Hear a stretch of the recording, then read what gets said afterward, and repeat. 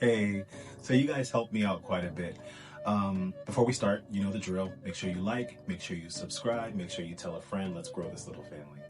So about 2 weeks ago, I asked you guys to help me pick between two philodendrons. My philodendron squamiferum, which if you remember, is the one that has the fuzzy petioles. That's the stem with like a little spiky do-dicky-do-head thingy thing going on. And then we had the Philodendron Rudolph, which had the kind of textured petioles that will turn red at some point in time, and some of them have already. But there was a resounding kind of like call for the Philodendron Rudolph, and what a better time. It's December.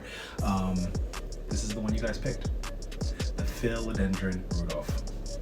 Now, the Philodendron Rudolph has these wonderful lob leaves which kind of resemble a reindeer, and the petioles, if you can see, will start to get red. So today we're going to plant the Philodendron Rudolph.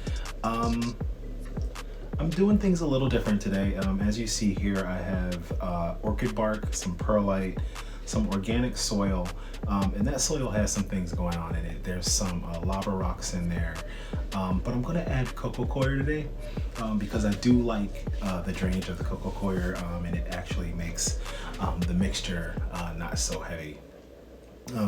It is key to have proper drainage in these guys. These guys do like to be watered, of course they need it, but they don't want to sit in water.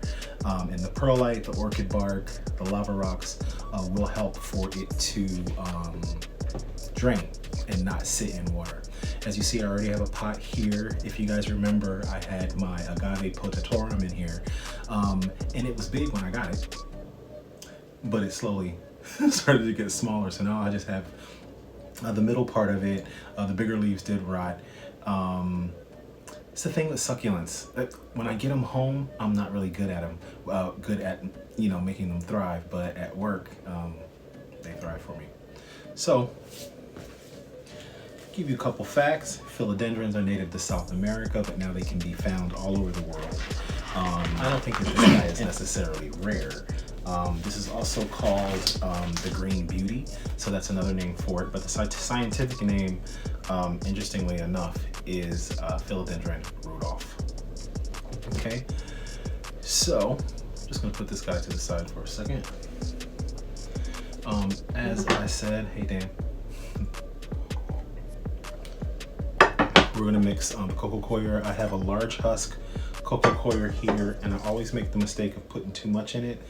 This stuff expands quite rapidly. Oh, I was saying about this. So I just want to use this vessel. It is a little bit big for my philodendron.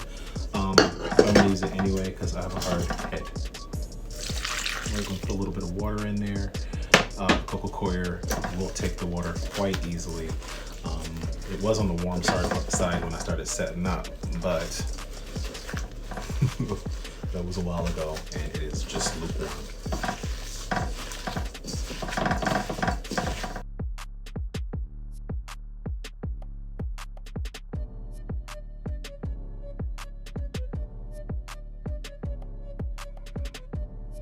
So we're just going to plop this guy in here. Like most philodendrons, this likes light or loose, well-draining soil. I'm not going to break up the roots. I was watching a video not too long ago.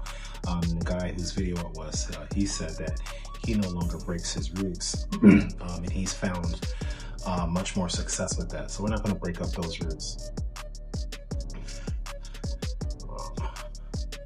Now, as you see, there was already soil in there. I'd already put a screen on the bottom of this plant because it did not have drainage. Or it did have drainage, but the holes were really big. So I just put a screen in there so that the dirt wouldn't fall through the bottom. That's about it.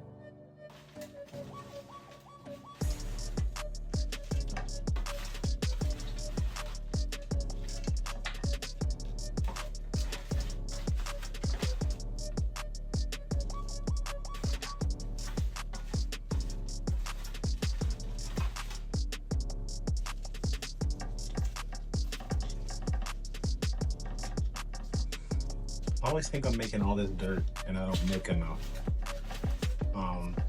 So I'm just gonna add to this. Movie magic, I'm back. This is already mixed. So I'm just gonna throw that on top. Again, this guy likes bright, indirect light. So don't put it in direct light, you will burn the leaves. This guy is prized for its long lobed leaves, so it's gonna have these glossy green leaves. It's gonna have these glossy green leaves as it matures. When watering, you wanna let it dry out in between waterings. Like I'll always say, I will always say it, I like to use a water meter. It's the best thing for me. When people say things like, how much should I water it? Well, you water it when it needs to drink water. So that's why the water meters are essential. For me at least, it helps me not overwater my plants. I think I'm just gonna put a layer of orchid bark in here for decorative reasons and also to help hold the plant up. You guys have heard me say before, is this guy going to be a climber or is it going to spread out? This guy is going to be a climber, so at some point you're gonna have to put it on a pole. And you know how I love to put my plants on the pole. Gotta make that money, gotta make that rent. So this was a really short video. I'm gonna give this guy a thorough watering. I just wanted you guys to watch me plant my Philodendron Rudolph, and you guys did that. Thank you guys for keeping me company. Something like that, but we're in the winter months. So in the winter months, your plants do know it's winter. They are going to start going dormant. So you just want to cut back on your watering. Again, that's why you need the water meter, so you know how much it's drinking. You want to make sure at least the first inch to 2 inches are dry before you add more water. You might want to raise the humidity in your apartment or your house if you have a problem with that. These are humidity loving plants, light loving plants, as long as it's bright and indirect, right? And that's about it. I will definitely give you updates on this guy. Thank you guys for joining me. Make sure you like, make sure you subscribe, and make sure you tell a friend. I can't wait to see you guys in the next video. Hope all is well, and happy holidays from me and my Philodendron Rudolph.